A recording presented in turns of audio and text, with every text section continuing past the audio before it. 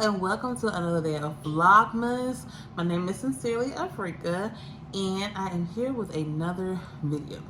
So a couple weeks ago, I made a post on my community tab saying that I was doing a Q&A video, and I was saying like if I got 10 questions, then I would do a video. Well, I only got 8 questions, and guess what?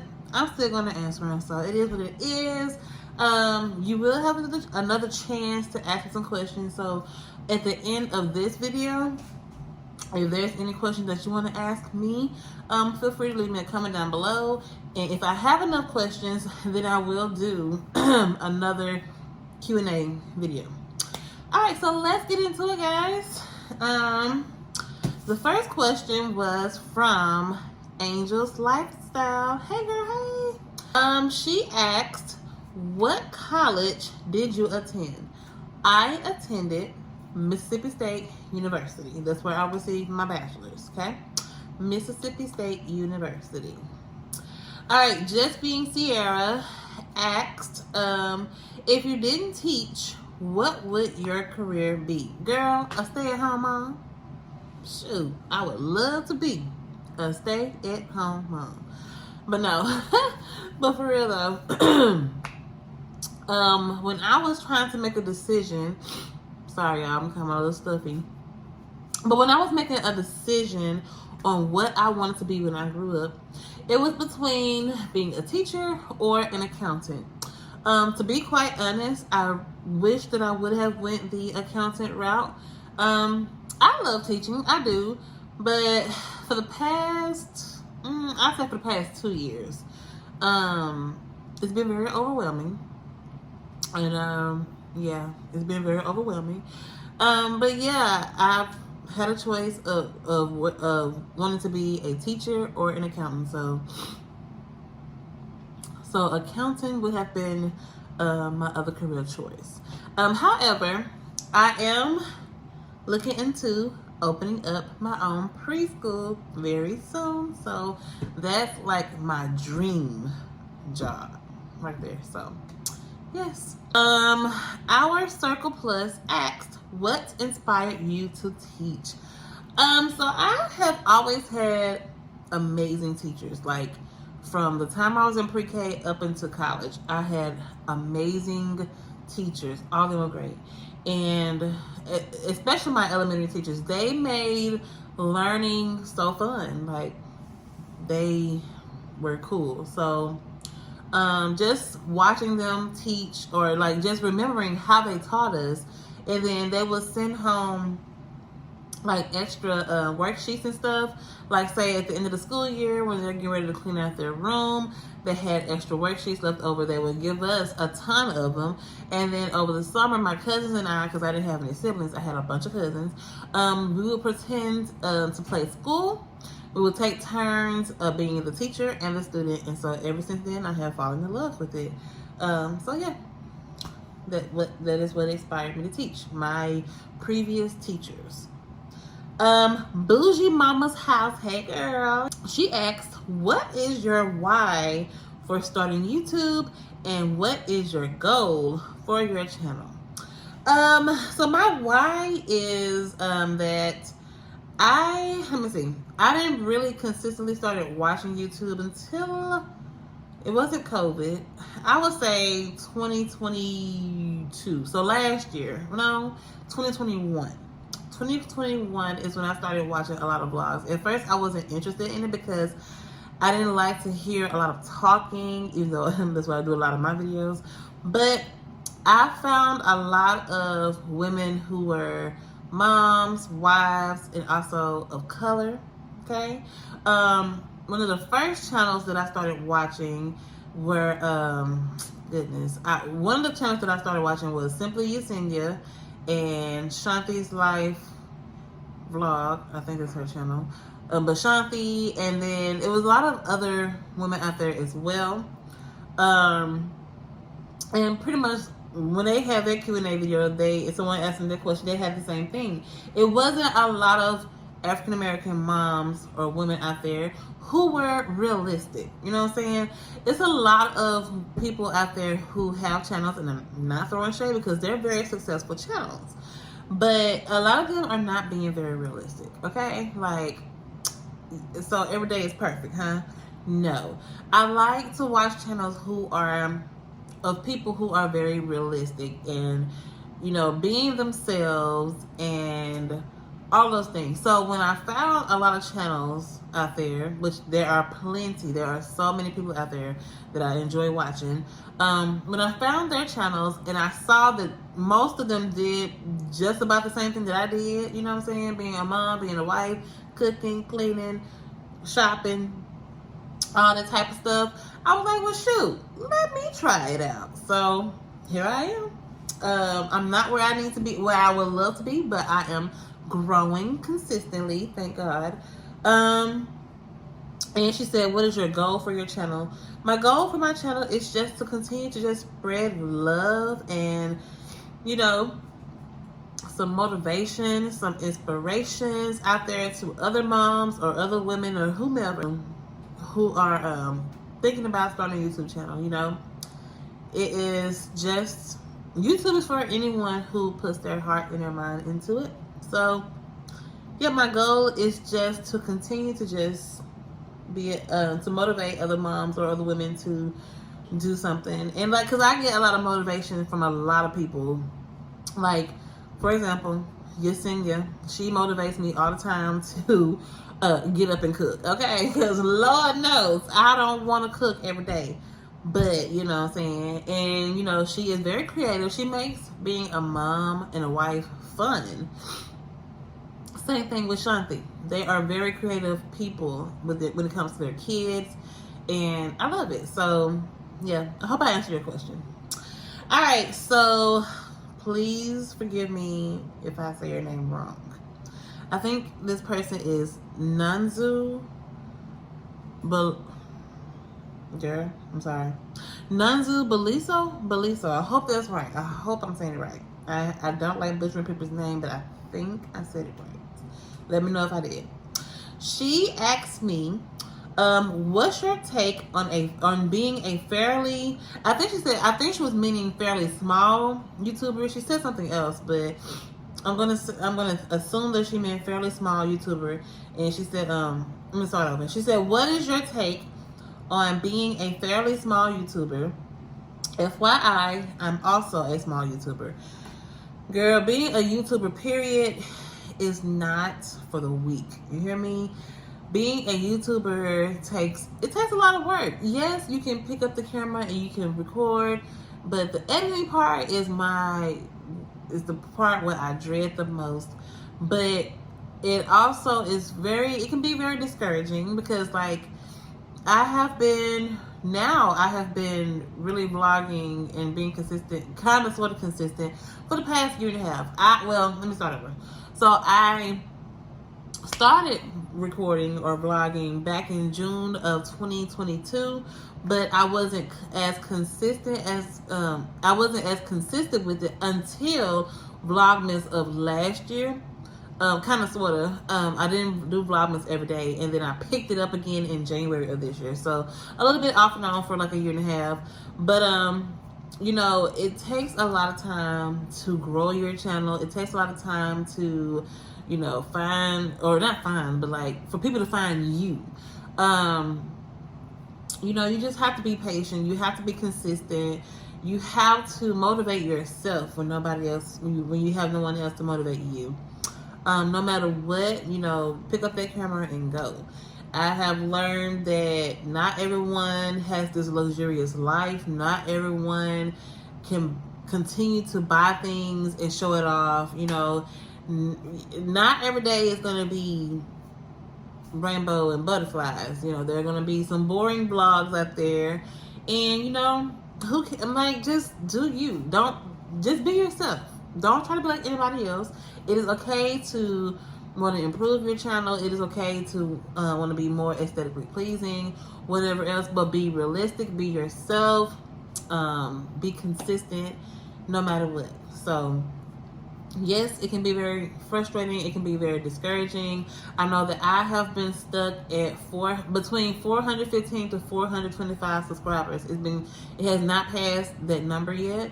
It goes up, goes down, goes up, goes down. I'm like, okay, what in the world? Why y'all leaving? Okay, what's going on? Okay, one bad vlog made y'all want to leave. What's going on? So, but continue to do what you do. Don't let that stop you from wanting to be a YouTuber. Don't let that stop you. Just continue to be consistent, be yourself, be realistic, and you will eventually grow. So I hope that helps you out a whole lot. Don't give up. Keep pushing. You got this. Lexi Dominique. Hey girl, hey. Lexi Dominique asked me, what is your advice for new couples? Child, listen. Communicate. Communication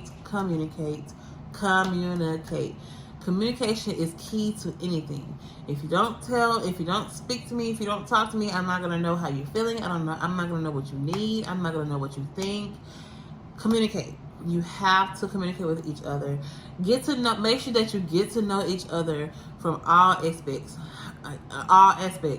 Get to know each other when you're mad, when you're sad, when you're happy, when you're frustrated, when you're overwhelmed. Get to know each other all the way. In the beginning of a new relationship, it can be like, oh my gosh, I'm so in love. And it can be hearts and rainbows and all happiness and stuff. But it won't be until like later on in the relationship when the person shows them true selves. So make sure that you take your time and get to know your person. Like I said, communicate. I cannot stress that enough. And continue to date each other, Yeah, so yes, just communicate, date each other, love each other, get to know each other, but also try to take it slow. Don't move too fast, okay? So that's all I got, girl. I hope that helped you out a whole lot. I'm not the relationship expert, although I have been with my husband. We have been together for 12 years and we have been married for 9 years, and we are still trying to get to know each other, okay? Things change within years, throughout the year, throughout the months, throughout the days. And we still trying to make sure that we stay in contact with each other, making sure that we are communicating our feelings to each other, making sure that we date each other, making sure that we are let me see, how can I say this, keeping the fire going, okay? Yeah, so that's what I got here. Hope that helped you out, and congratulations on your new relationship. Sharonda, the goddess, hey girl, hey, asked me, what's one of your dream vacations? Girl, my dream vacation, I'm sorry if I'm talking with my hands, I always do that, so sorry, okay? Ignore the hands. But she said, what is your dream vacation? My dream vacation, one place that I have always wanted to go to for the past 4, maybe 5 years, is Jamaica. I have always wanted to go to Montego Bay, Jamaica. I think that's how I say it. We were supposed to have gone there 4 years ago, and I don't know what happened, but we changed it. And then I wanted to go for my 30th birthday. My 30th birthday was during COVID, and so there was a no-go. And so hopefully next year we'll make that happen. But Jamaica is one of my dream vacations. And Rachel's advice, she is one of my awesome subscribers. She watches every video and comments on every video, and that's how I know that she watches from beginning to end, because she legit point out things from beginning to end. So girl, I appreciate you so much. I really do. She asked me, how do you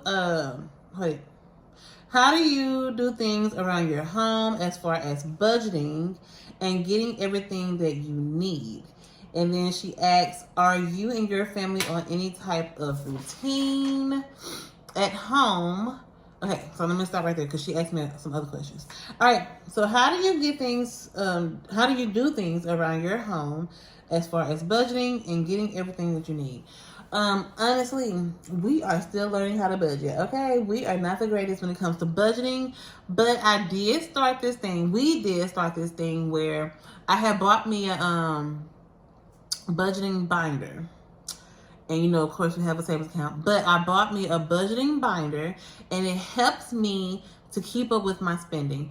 I need to go get it. All right, so this is my budgeting binder that I got off Amazon.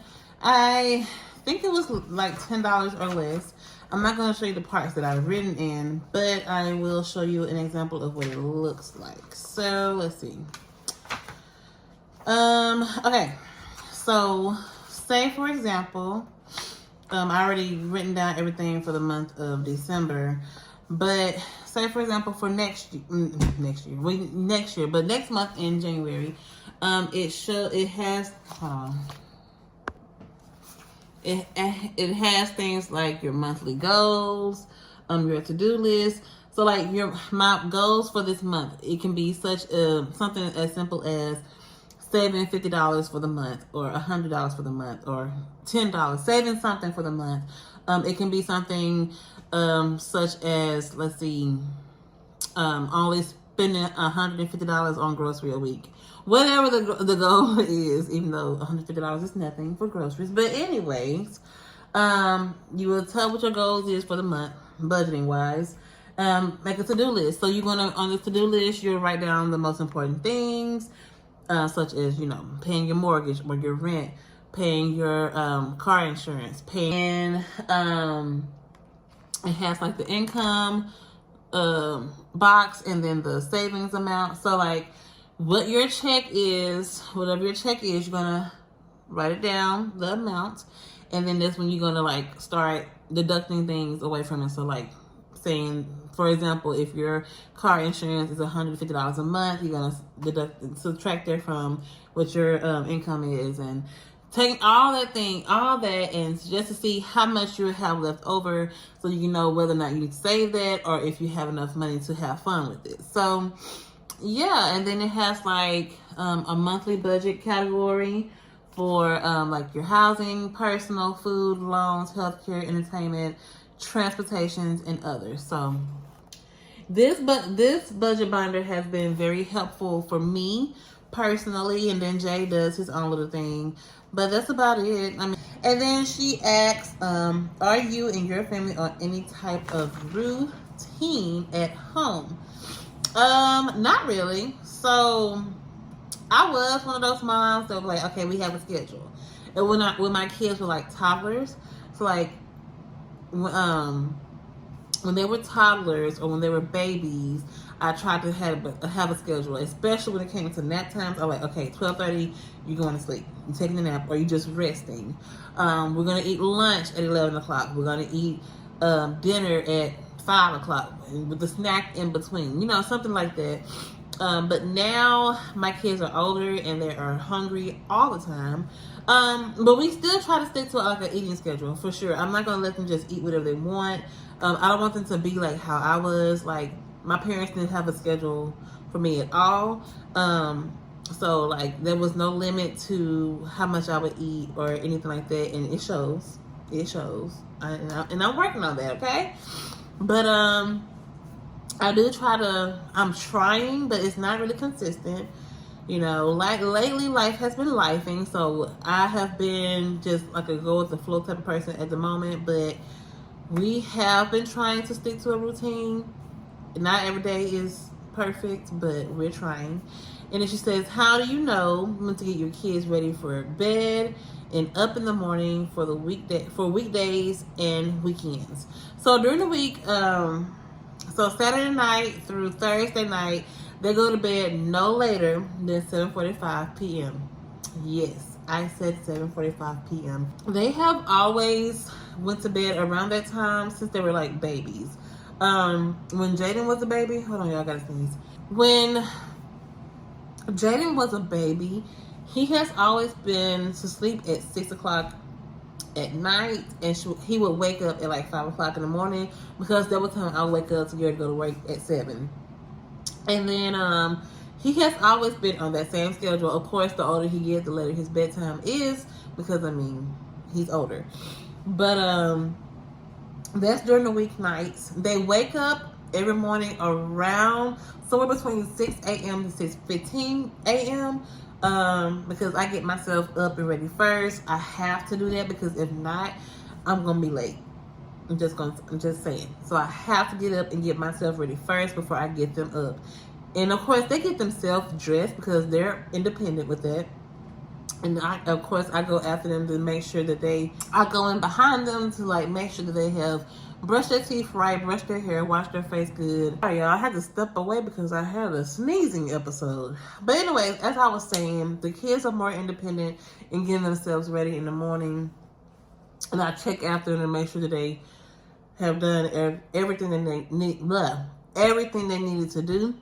But yeah, so we have a routine of going to bed and getting up during the weekdays. But on the weekends, it's pretty much a free, free time. You know, they go to bed whenever they fall asleep.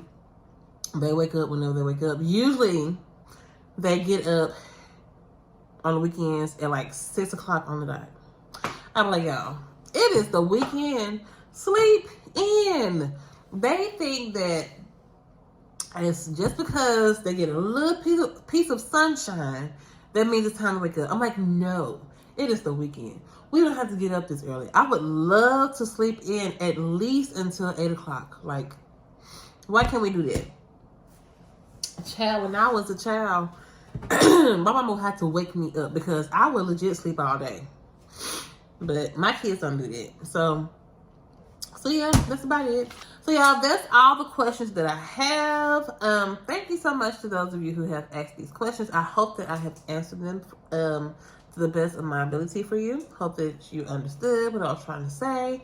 And once again, if you have any questions for me, feel free to drop them in the comments down below. I will, if I have enough questions, I will do a part 2 of the questions in the Q&A. So yes, I enjoyed doing this video, and I hope that you have enjoyed getting to know a little bit about me. Please consider subscribing. Don't forget to like, comment, and subscribe if you are new. Welcome if you're not new. Welcome back, and thank you all so much for watching. I hope to see you in my next one. Bye.